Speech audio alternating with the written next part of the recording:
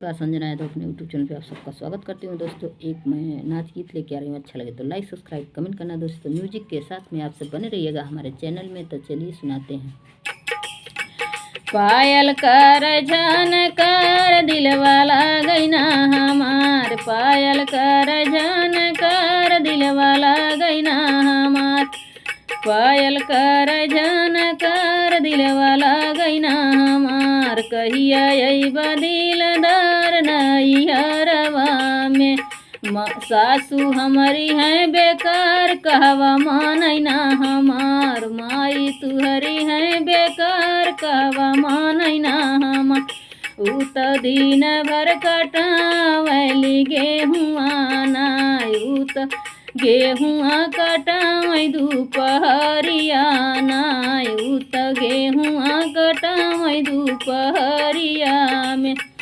पायल कर झन कर दिलवाला गैना हमार, पायल कर झन कर दिलवाला गैना हमार।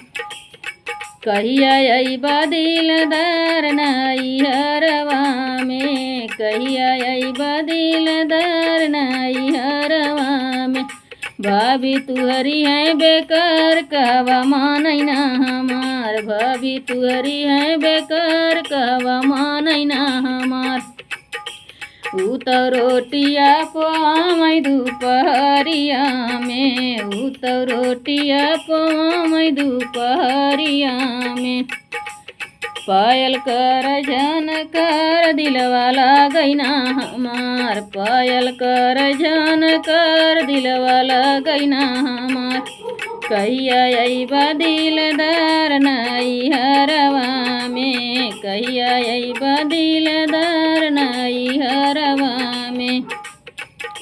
तुहरी ननदी है तुहरी बहिनी है बेकार कहवा मानैना हमार। ऊ तो दिन भर घूमली, ऊ तो लवंडा पटावै दुपहरिया में, ऊ तो लवंडा पटावै दुपहरिया में। पायल कर झन कर दिलवाला गैना हमार, कहिया अइबा दिलदार नैहरवा में।